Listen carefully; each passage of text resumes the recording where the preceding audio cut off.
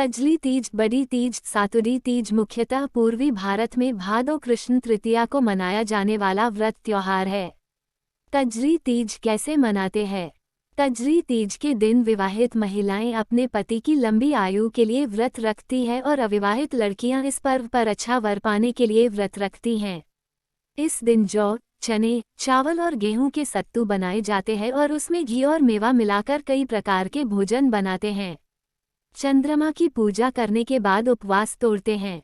इसके अलावा कजरी तीज के दिन गायों की पूजा की जाती है।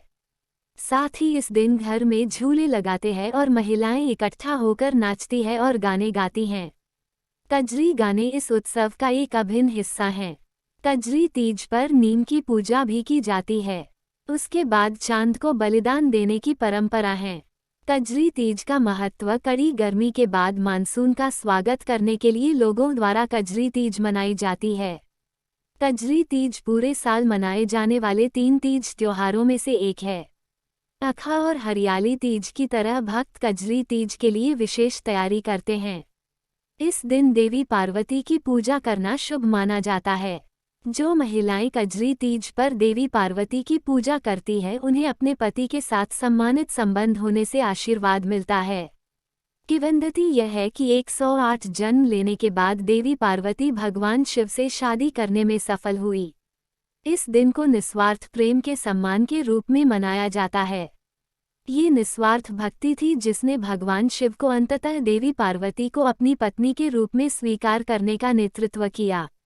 कजरी तीज क्यों मनाई जाती है? कजरी तीज की कहानी। कजरी तीज से जुड़ी कई कहानियां हैं जिन्हें कजरी तीज मनाने का कारण माना जाता है।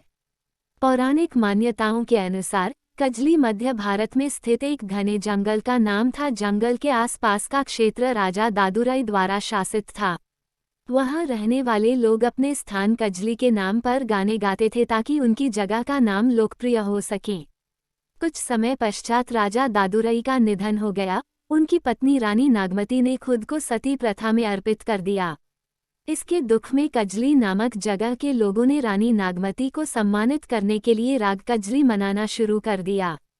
इसके अलावा इस दिन को देवी पार्वती को सम्मानित करने और उनकी पूजा करने के लिए मनाया जाता है, क्योंकि यह तीज अपने पति के लिए एक महिला देवी पार्वती की भक्ति और समर्पण को दर्शाती हैं। देवी पार्वती भगवान शिव से शादी करने की इच्छुक थी। शिव ने पार्वती से उनकी भक्ति साबित करने के लिए कहा। पार्वती ने शिव द्वारा स्वीकार करने से पहले 108 साल एक तपस्या करके अपनी भक्ति साबित की। भगवान शिव और पार्वती का दिव्य संग भाद्रपद महीने के कृष्णा पक्ष के दौरान हुआ था। यही दिन कजरी तीज के रूप में जाना जाने लगा। इसलिए बड़ी तीज या कजरी तीज के दिन देवी पार्वती की पूजा करने के लिए बहुत शुभ माना जाता है। मेले की बात भी निराली है और इसका इतिहास रहा है। बूंदी में तीज मेला प्रारंभ होने की भी एक आकर्षक घटना है। बूंदी रियासत में गोठड के ठाकुर बलवंत सिंह पसिस इरादे वाले जानबाज सैनिक भावना से ओतप्रोत थे। एक बार अपने किसी मित्र के कहने पर कि जयपुर में तीज भव्य सवारी निकलती है, अगर अपने यहाँ भी निकले तो शान की बात रही। कहने वाले साथी ने तो ये बात सहज में कह दी, पर ठाकुर बलवंत सिंह के दिल में टीस सी लग गई। उन्होंने जयपुर की उसी तीज को जीत कर लाने का मन बना लिया। ठाकुर अपने वन विश्वनीय जानबाज सैनिक को लेकर सावन की तीज पर जयपुर राइडिंग स्थल पहुंच गए।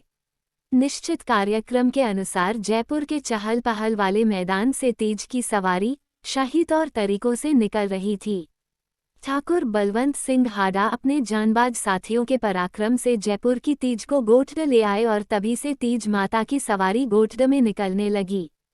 ठाकुर बलवंत सिंह की मृत्यु के बाद बूंदी के राव राजा राम सिंह उसे बूंदी ले आए और केवल से उनके शासन काल में तीज की सवारी भव्य रूप से निकलने लगी। इस सवारी को भव्यता प्रदान करने के लिए शाही सवारी भी निकलती थी। इसमें बूंदी रियासत के जागीरदार, ठाकुर व धनाढ्य लोग अपनी परंपरागत पोशाक पहनकर पूरी शानो शौकत के साथ भाग लिया करते थे।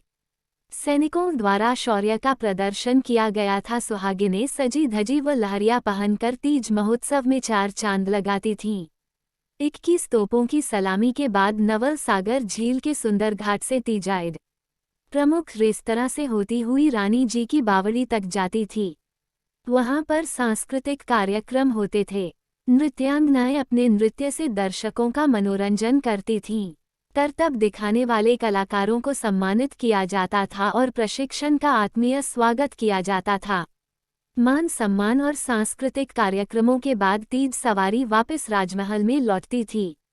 2 दिवसीय तीज सवारी के अवसर पर विभिन्न प्रकार के जन मनोरंजन कार्यक्रम भी आयोजित किए जाते थे, जिनमें 2 मदमस्त हाथियों का युद्ध होता था, जिसे देखने वालों की भीड़ उमड़ती थी। स्वतंत्रता के बाद भी तीज की सवारी निकालने की परंपरा बनी हुई है। अब 2 दिव्य तीज सवारी निकालने का दायित्व नगर परिषद उठा रहा है। राजघराने द्वारा तीज की प्रतिमा को नगर पालिका को नहीं दिए जाने से तीज की दूसरी प्रतिमा निर्मित कराकर प्रतिवर्ष भाद्रपद माह की तृतीया को तीज सवारी निकालने की स्वस्थ सांस्कृतिक परंपरा बनी हुई है। यद्यपि कुछ समय तक राजघराने की तीज भी राजमहलों के अंदर ही निकलती रही है, लेकिन कालांतर में सीमित दायरे में तीज की सवारी का निकलना बंद हो गया है। केवल नगर परिषद द्वारा निकाली जा रही तीज माता की सवारी ही आम जनता के दर्शनार्थ निकली जा रही है। पिछले कुछ वर्षों से जिला प्रशासन के विशेष अनुरोध और आश्वासन के बाद राजघराने की तीज भी अब तीजड़ों में निकाली जा रही है। सभी को पार्वती जी स्वरूप कजली तीज माता का आशीर्वाद मिलता रहा।